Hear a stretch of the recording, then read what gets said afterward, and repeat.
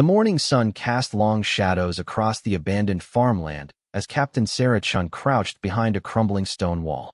Her weathered hands gripped an old hunting rifle, its metal surface spotted with rust and were marks from decades of use. The weapon had belonged to her grandfather, passed down through 3 generations of the Chin family. Now it might be humanity's last hope. Through her binoculars, Sarah watched the alien patrol moving across the valley below. The Korthak soldiers moved with mechanical precision, their sleek silver armor gleaming in the sunlight. Each one stood nearly 8 feet tall, their elongated limbs carrying advanced plasma weapons that could vaporize a human in seconds. Their technology was so far beyond anything Earth possessed that most human resistance fighters had given up hope months ago. The invasion had been swift and brutal. In just 6 weeks, the Korthak Empire had conquered every major city on Earth. Their massive ships had appeared in the sky without warning, and their superior weapons had made short work of humanity's military forces. Tanks melted under plasma fire, fighter jets were swatted from the sky like insects, and nuclear weapons seemed to have no effect on their energy shields. Now, 3 months later, scattered groups of humans lived in hiding, picking through the ruins of civilization like scavengers. The aliens had made it clear they viewed humans as primitive pests, barely worth their attention. They had established processing centers in major cities, slowly rounding up survivors for purposes no one wanted to think about too deeply. Sarah's radio crackled softly in her ear. "Dragon One, this is Nest. Do you have eyes on the patrol?" The voice belonged to Lieutenant Marcus Rivera, her second in command, speaking from their hidden base in an old mine shaft 2 miles away. "Confirmed, Nest. 6 hostiles moving northeast along the valley floor. They're heading straight for Millfield." Sarah adjusted her position slightly, keeping the rifle trained on the lead alien. The small town of Millfield housed nearly 200 survivors who had managed to stay hidden from the alien sweeps. If this patrol found them, it would be a massacre. The Korthak soldiers moved with an arrogant confidence that made Sarah's blood boil. They knew humans posed no real threat to them. Earth's most advanced weapons were like stone axes compared to their technology. Sarah had seen entire military bases reduced to smoking craters in minutes. She had watched friends and fellow soldiers die screaming as alien plasma burned through their bodies. But the aliens had made one crucial mistake. They underestimated human ingenuity and the power of desperation. While they focused on hunting down large groups of survivors, small cells of resistance fighters had been studying their enemies, learning their patterns, and discovering their weaknesses. Sarah's finger found the trigger of her grandfather's rifle. The weapon was a relic from another era, a simple bolt-action design that used chemical propellants to fire metal projectiles. To the Korthak, it was probably as primitive as a club or spear. That assumption might be their downfall. The alien patrol reached the bottom of the valley and began climbing the slope toward Millfield. Sarah could see the lead soldier's helmet turning left and right as it scanned for threats. The alien sensors were incredibly sophisticated, capable of detecting electronic signatures, energy weapons, and even elevated heart rates from considerable distances. But they were calibrated to look for advanced technology, not century-old hunting rifles. Sarah's earpiece crackled again. "Dragon One, you are clear to engage. Hawk Team is in position for backup. Remember, we need to make this count." Taking a deep breath, Sarah steadied her rifle and lined up the shot. The lead Korthak soldier was now less than 400 yards away, well within range of her weapon. She had been practicing this shot for weeks, learning to compensate for wind, distance, and the slight tremor in her hands that came from too much caffeine and too little sleep. The alien's helmet moved in her direction, and for a moment Sarah thought she had been spotted. Her heart hammered against her ribs as she held her position, barely breathing. But the soldier's attention moved past her hiding spot, scanning the hills beyond. Through her scope, Sarah could see the alien's face through the transparent visor. The Korthak looked vaguely humanoid, but with elongated features and pale, almost translucent skin. Their eyes were large and dark, adapted for low-light conditions on their home world. This one appeared to be communicating with the others through some kind of internal communication system, its mouth moving silently. The patrol was now within 200 yards of the town's outer buildings. Sarah could see movement in some of the windows as the hidden survivors watched the approaching aliens with terror. Children would be huddled in basements while their parents gripped whatever weapons they could find, knowing they would be useless against the invaders' technology. Sarah exhaled slowly and squeezed the trigger. The rifle kicked against her shoulder with familiar force, and the sharp crack of the gunshot echoed across the valley. She worked the bolt action smoothly, ejecting the spent cartridge and chambering another round while keeping her eye on the target. The lead alien staggered backward, a spray of dark fluid erupting from its chest. Its companions spun around in confusion, their weapons coming up as they searched for the source of the attack. But they had no experience with primitive kinetic weapons, and the sound of the gunshot was already echoing off the valley walls, making it difficult to pinpoint Sarah's location. The wounded alien fell to its knees, its advanced armor useless against the simple lead bullet that had punched through its chest plate. Sarah could hear its companions chattering in their harsh, alien language as they tried to understand what had happened. Their technology could stop plasma bolts and energy beams, but it wasn't designed to handle solid projectiles moving at high velocity. Sarah chambered another round and took aim at the second alien. The creatures were beginning to spread out, their training kicking in despite their confusion. She had maybe 30 seconds before they located her position and returned fire with their devastating plasma weapons. The second shot took another alien in the center of mass, spinning it around before it collapsed to the ground. The remaining 4 soldiers were now in full combat mode, their weapons sweeping the hillside as they tried to identify the threat. Sarah could see the barrels of their plasma rifles glowing with deadly energy. She rolled to her left just as the first plasma bolt struck the stone wall where she had been hiding. The ancient stones exploded in a shower of superheated fragments, and Sarah felt the intense heat wash over her back. The aliens had found her general location, but they were still shooting blindly, unable to pinpoint her exact position. Working the bolt action again, Sarah crawled to a new position behind a fallen log. The aliens were advancing up the slope now, moving in a tactical formation that would have been impressive if it weren't for the 2 bodies they had left behind. Their confidence had been shaken, and that was exactly what Sarah had hoped for. Her radio crackled with Rivera's voice. "Dragon 1, Hawk Team is moving in from the east. Can you keep them distracted for another 60 seconds? Sarah keyed her microphone twice in acknowledgement, then lined up her next shot. The third alien was moving more cautiously now, using available cover as it advanced. Sarah could see the creature's head turning constantly, its large eyes scanning every shadow and depression that might hide a sniper. The shot was more difficult this time, requiring her to lead the moving target. Sarah waited for the alien to pause behind a boulder, then fired at the spot where she calculated it would emerge. The timing was perfect. As the Korthak soldier stepped out from cover, the bullet caught it in the neck, severing something vital. The alien collapsed without a sound, its weapon clattering down the hillside. Now there were only 3 left, and they were beginning to panic.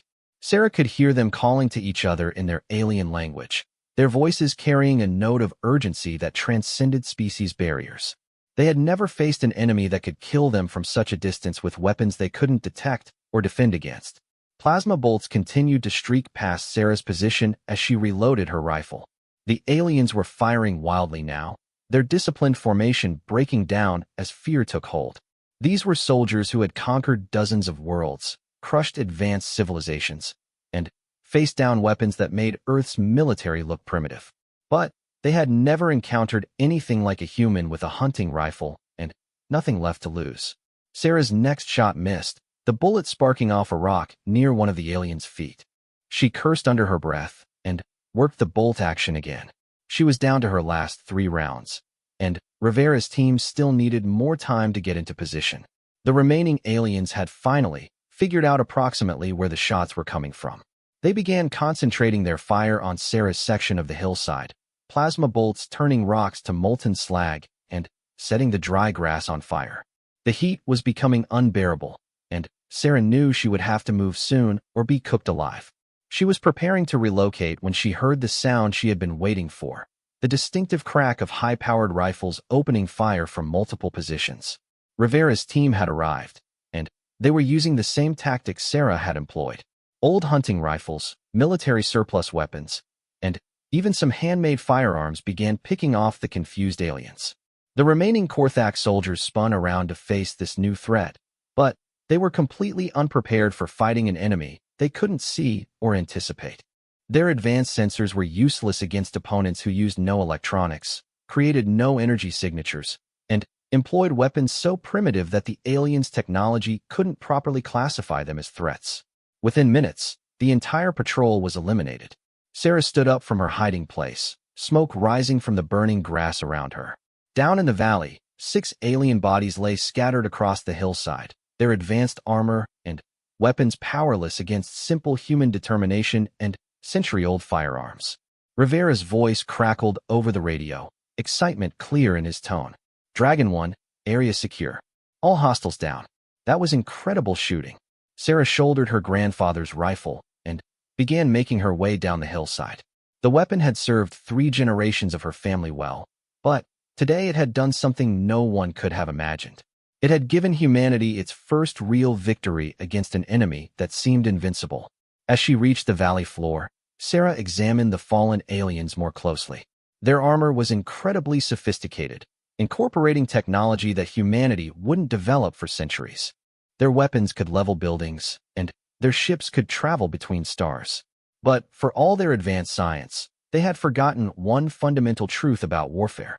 Sometimes the simplest solutions are the most effective. The aliens had laughed at humanity's primitive weapons. They had dismissed rifles and bullets as relics of a barbaric past. That arrogance had cost them dearly today, and Sarah suspected it was about to cost them much more. She keyed her radio and spoke to Rivera. Nest, this is Dragon 1. Mission accomplished. Begin Phase 2 immediately. It's time to show these bastards what else we've been working on. Sarah looked up at the alien ships visible in the distance, their hulls gleaming in the afternoon sun. The Korthak thought they knew everything about human capabilities. They had studied Earth's military technology and found it laughably inadequate. But they had made a critical error in their assessment. They had confused Earth's military technology with human ingenuity.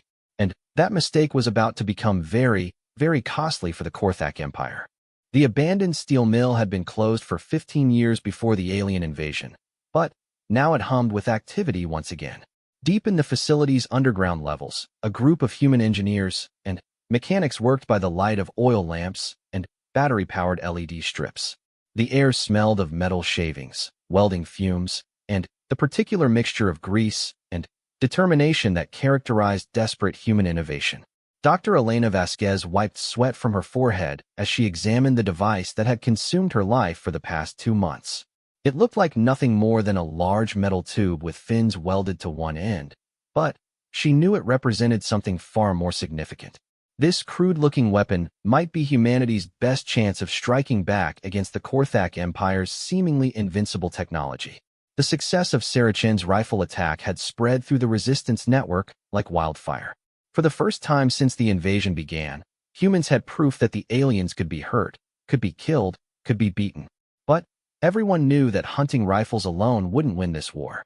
The resistance needed something with more punch, something that could threaten the aliens' vehicles and installations. Elena's team had been working around the clock to develop that something. Using salvaged materials from construction sites, military depots, and industrial facilities, they had created a weapon that would have been familiar to soldiers from World War II, a rocket-propelled grenade launcher, built from scrap metal and powered by homemade explosives. Doctor, the warhead is ready for final assembly. The voice belonged to Tommy Morrison, a 19-year-old college student who had been studying mechanical engineering before the world ended. His young face was streaked with oil, and his clothes were torn from crawling through wreckage to salvage useful components. But his eyes still held the bright enthusiasm of someone who believed they could make a difference. Elena nodded and moved to the workbench where Tommy had laid out the components. The warhead was a masterpiece of improvised engineering, combining military-grade explosives salvaged from an abandoned National Guard armory with shrapnel made from melted-down car parts. It wouldn't have impressed any professional weapons designer, but it didn't need to be pretty. It just needed to explode. The launcher itself was built around a piece of steel pipe Tommy had found in the ruins of a plumbing supply warehouse. The firing mechanism came from a hunting rifle that had been too damaged to use effectively, and the sighting system was cobbled together from telescope parts and a laser pointer. It was ugly, crude, and looked like it had been assembled by children playing with spare parts. To Elena, it was beautiful. The test firing is scheduled for tonight. she told Tommy as they carefully fitted the warhead into the launcher tube. Captain Chen's people have identified a target that should give us good data on effectiveness against alien armor. Tommy's face lit up with excitement. Are we really going to attack one of their patrols with this thing? Elena smiled grimly. Not a patrol. Something bigger. The aliens have established a supply depot about 20 miles from here. It's guarded, but Chun thinks her people can create a distraction while we test our new toy. The supply depot represented everything that made the Korthak Empire so dangerous. Their logistics were flawless, their supply chains efficient, and their equipment maintenance practically automatic. Human resistance groups had tried to attack similar facilities before, but conventional weapons were useless against the aliens' energy shields and armor plating. This time would be different. Elena's team had spent weeks studying captured alien equipment, trying to understand how their defensive systems worked. They had discovered something interesting. The alien shields were incredibly effective against energy weapons and fast-moving projectiles, but they had never been designed to handle the relatively slow, massive impact of an explosive warhead. The Korthak had conquered dozens of worlds, but apparently none of them had used rocket-propelled grenades. Why would they? By the time most civilizations developed space travel, they had moved on to more sophisticated weapons. Only humans seemed backward enough to still rely on explosive warheads and kinetic impact. As night fell, Elena and her team loaded their equipment into a battered pickup truck that had somehow survived the initial bombardment. The vehicle looked like it belonged in a junkyard, which made it perfect camouflage in the post-invasion landscape. The aliens had grown accustomed to seeing human survivors scrounging through wreckage, and they rarely bothered to investigate unless large groups gathered in one place. The drive to the test site took nearly 3 hours, following back roads and avoiding the main highways where alien patrols were more common. Elena sat in the passenger seat, cradling the launcher like a mother holding her child. Months of work had gone into this moment, and she was terrified that something would go wrong. Captain Chun was waiting for them at the rendezvous point, an abandoned gas station that overlooked the alien supply depot. Through binoculars, Elena could see the facility clearly, a cluster of prefabricated structures surrounded by energy barriers and patrolled by Korthak soldiers. Several alien vehicles were parked nearby, their sleek forms looking like metallic beetles in the moonlight. The main building contains ammunition and equipment for their ground forces, Chun explained quietly. Our intelligence suggests they're also storing components for their aircraft there. If we can destroy it, we'll disrupt their operations in this entire sector. Elena studied the target through her scope. The building was about 200 meters away, well within the theoretical range of her weapon. But theory and practice were often very different things, especially when dealing with improvised equipment built from salvaged parts. What about guards? She asked. Chen pointed to several positions around the depot. 6 soldiers on perimeter patrol, plus at least 2 more inside the main building. My team will create a distraction on the south side to draw their attention. That should give you a clear shot at the primary target. Elena nodded and began setting up her weapon. The launcher was heavier than she had expected, and it took several minutes to get it properly positioned on its improvised bipod. Tommy helped her align the sights while Chen's people moved into position for their diversionary attack. Through her earpiece, Elena could hear the resistance fighters checking in as they prepared for the assault. These were ordinary people, teachers, mechanics, store clerks, retirees, who had been transformed into guerrilla warriors by necessity. None of them had any formal military training, but they had something the aliens couldn't understand, the desperate fury of a species fighting for its survival. Dragon team in position, came Sarah Chen's voice over the radio. Hammer, are you ready? Elena keyed her microphone. Hammer is ready. Give me 30 seconds after you start the fireworks. She could feel her heart pounding as she settled behind the weapon. Everything depended on this moment. If the launcher failed, if the warhead was defective, if her aim was off by even a few degrees, the mission would fail, and they would all probably die. The aliens didn't take prisoners from resistance groups. The first rifle shots echoed across the valley as Chen's team opened fire on the depot's southern perimeter. Elena watched through her scope as the alien guards immediately responded, their plasma weapons lighting up the night as they returned fire. The Korthak soldiers moved with mechanical precision, but Elena could see they were confused by the attack. They had grown accustomed to humans fleeing or surrendering when confronted. Direct assault was rare enough to catch them off guard. Hammer, You are clear to fire. Chen's voice was tight with excitement and fear. Elena took a deep breath and squeezed the trigger. The launcher bucked against her shoulder with tremendous force, nearly knocking her backward despite the bipod. A gout of flame erupted from the rear of the weapon as the rocket ignited, and Elena watched the warhead streak across the night sky like a falling star. Time seemed to slow as the rocket approached its target. Elena could see alien soldiers looking up at the approaching projectile, probably wondering what kind of primitive weapon the humans were using now. Their energy shields flickered to life automatically, programmed to deflect incoming threats. The warhead struck the shield barrier with a sound like thunder. For a moment, Elena thought the attack had failed, that the alien defenses had stopped her weapon just like they stopped everything else. Then, the shield flickered, overloaded by the massive kinetic impact it hadn't been designed to handle. The warhead penetrated the barrier and struck the building's wall. The explosion lit up the night like a miniature sun. Elena felt the shock wave wash over her position even from 200 meters away, and the sound was loud enough to make her ears ring. When the smoke cleared, the alien supply depot's main building was gone, replaced by a crater filled with burning debris. Through her scope, Elena could see the surviving aliens running around in panic. Their perfect, orderly supply operation had been reduced to chaos in seconds. Equipment and ammunition were scattered across the compound, some of it still exploding as secondary fires reached other stored materials. Holy shit, Tommy's voice was full of amazement. It worked. The damn thing actually worked. Elena was too stunned to speak.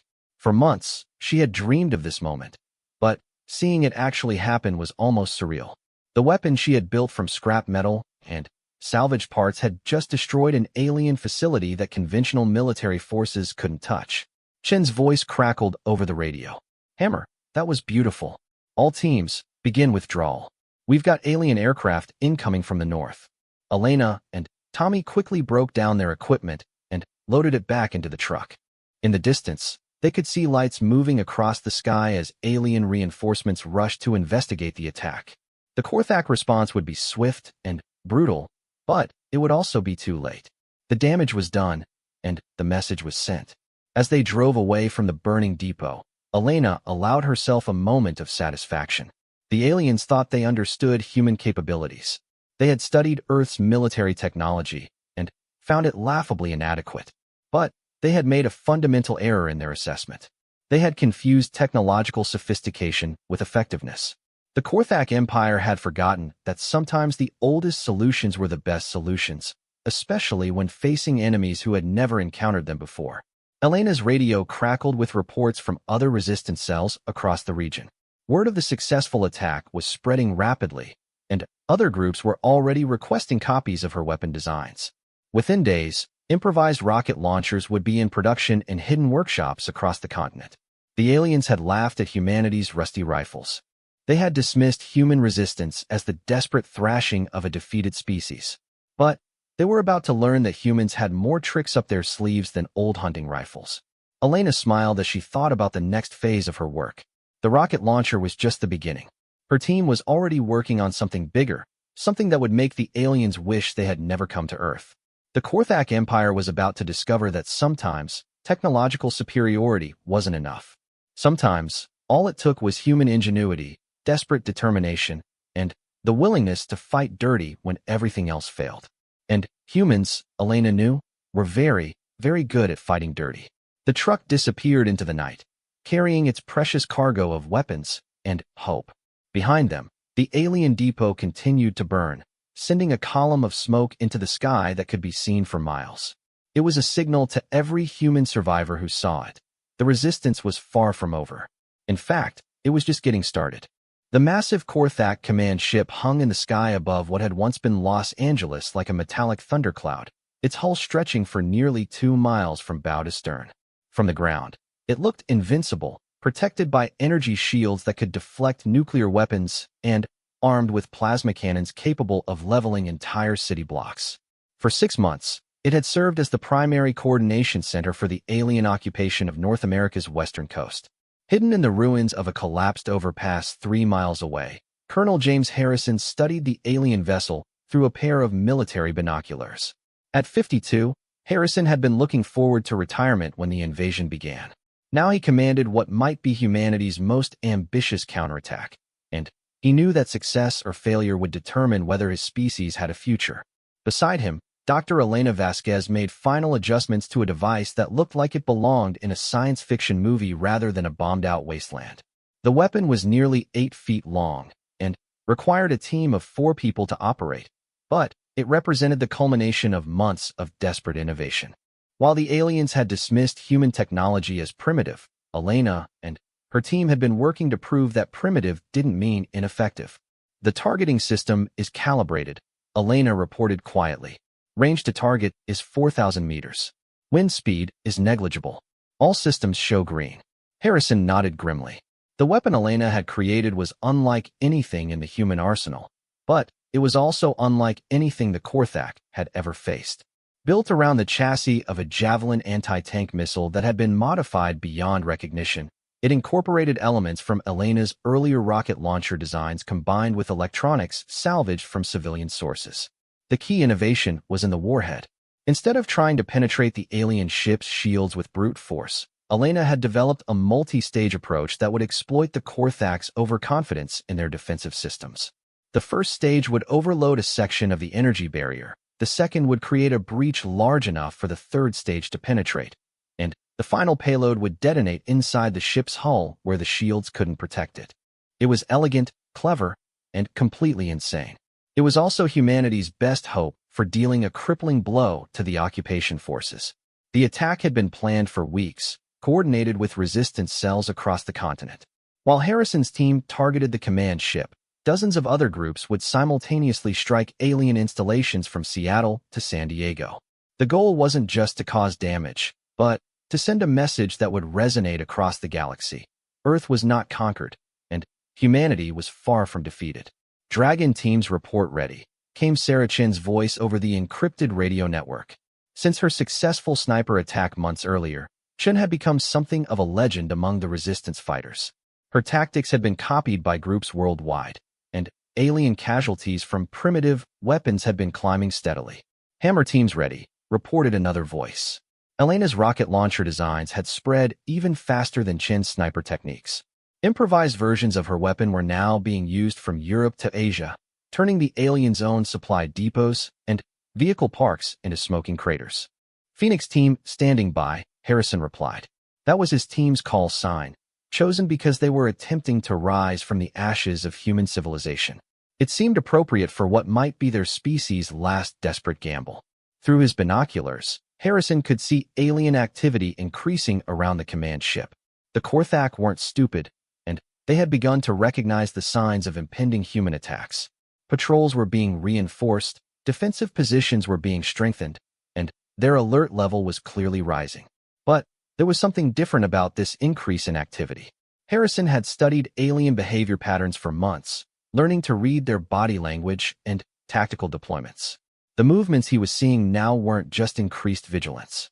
They looked like preparation for something big. Elena, he said quietly, I think they're planning something.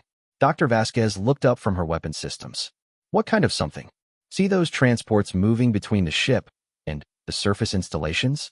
That's not normal supply movement. They're either evacuating personnel or bringing in reinforcements for a major operation. Harrison adjusted his binoculars, trying to get a better view of the alien vessels. I think they've decided to stop playing games with us. The implications were chilling. For months, the Korthak had treated human resistance as a minor nuisance, responding to attacks with measured force, and gradually expanding their control.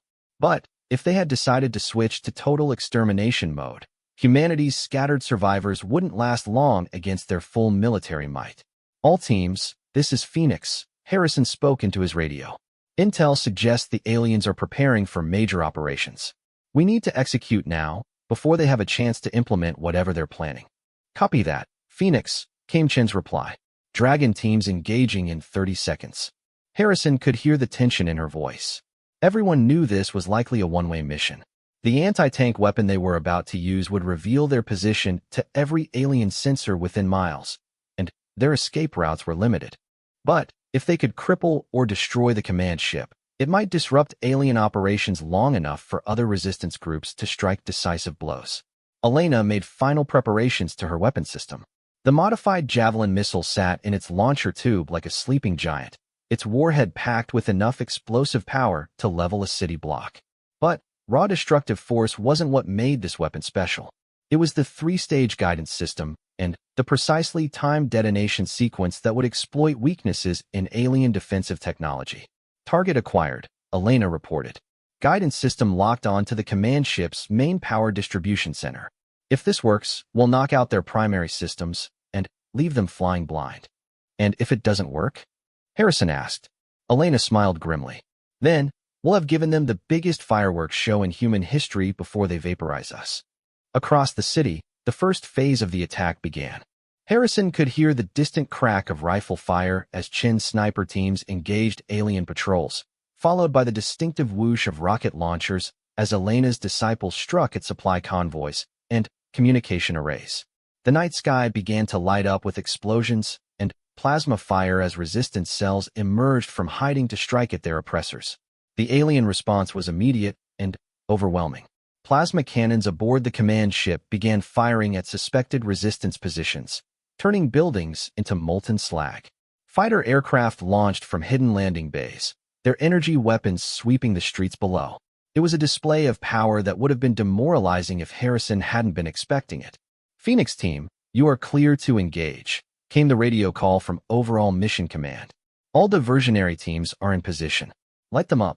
Elena's finger hovered over the firing control. Missile away in 3, 2, 1 mark. The modified Javelin left its launcher with a sound like concentrated thunder. Harrison watched through his binoculars as the missile streaked across the night sky, its guidance system making tiny course corrections as it approached the alien ship. To the Korthak sensors, it probably looked like another primitive human weapon, hardly worth their attention.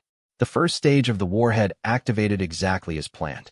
Instead of trying to penetrate the command ship's shields, it detonated just outside the energy barrier, creating a massive electromagnetic pulse that overloaded the shield generators in a localized area. For exactly 2.3 seconds, a section of the ship's hull was exposed. The second stage fired during that brief window, punching through the unprotected armor plating and creating a breach approximately 3 meters wide. Harrison could see atmosphere venting from the hull, carrying debris and possibly alien crew members into the night sky. The third stage was the masterpiece.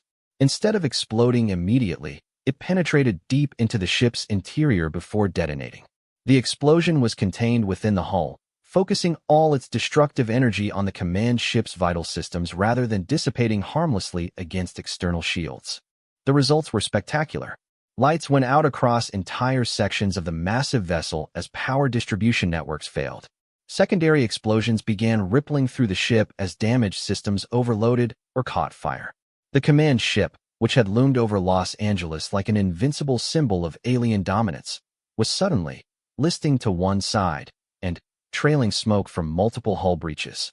"Holy Mother of God," whispered Tommy Morrison, Elena's young assistant. "We actually hurt the bastard." But Harrison knew their work was far from over. The command ship was damaged, not destroyed, and its crew would be working frantically to restore power and control systems.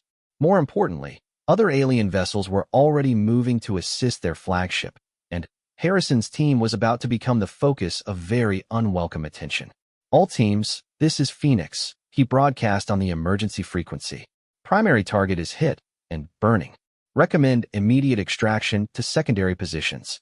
They're going to be very angry in about 30 seconds." As if summoned by his words, alien fighter craft began converging on Harrison's position. Their sensors had tracked the missile's launch point with deadly precision, and plasma bolts were already beginning to rain down on the overpass where the human team had taken shelter. Elena and her crew were breaking down their equipment with practiced efficiency, but Harrison knew they wouldn't have time to escape cleanly. The aliens had been caught off guard by the attack, but their response was swift and overwhelming. Within minutes, this entire area would be crawling with Korthak soldiers seeking revenge.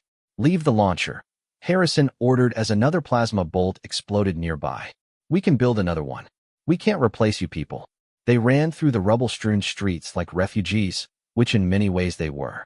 Behind them, the alien command ship continued to burn, its massive hull silhouetted against the night sky like a wounded dragon. Explosions continued to ripple along its length as damaged systems failed catastrophically. But, even wounded, the ship remained dangerous. Its remaining weapons were beginning to respond, firing at random targets across the city in a display of frustrated rage. Buildings that had survived the initial invasion were reduced to rubble as the aliens vented their fury on anything that moved. Harrison's radio crackled with reports from other resistance teams. The coordinated attack was succeeding beyond their wildest hopes. Alien supply depots were burning from Seattle to San Diego, communication networks were down across the entire western coast, and several smaller ships had been damaged or destroyed by improvised human weapons. More importantly, the psychological impact was enormous. For the first time since the invasion began, humans had proven they could hurt the aliens badly enough to matter. The Korthak Empire's aura of invincibility was shattered, and word was already spreading to resistance groups worldwide. As Harrison's team reached their extraction point, he turned back for one last look at the burning command ship. Alien emergency crews were swarming over its hull, trying desperately to contain the damage and restore critical systems. Several escort vessels had moved in to provide protective cover, but their formation looked defensive rather than aggressive. "Elena," he said as they climbed into their escape vehicle, "how long do you think it will take them to repair that thing?" Dr. Vasquez smiled, her face streaked with soot and sweat. "If they're lucky and have all the right spare parts, maybe 6 weeks. But I don't think they're going to be lucky, and I don't think they have the right parts." Harrison nodded with satisfaction. 6 weeks was a lifetime in guerrilla warfare. It would give the resistance time to build more weapons, train more fighters, and coordinate larger attacks. Most importantly, it would give hope to millions of human survivors who had begun to believe their species was doomed. The aliens had laughed at humanity's primitive weapons.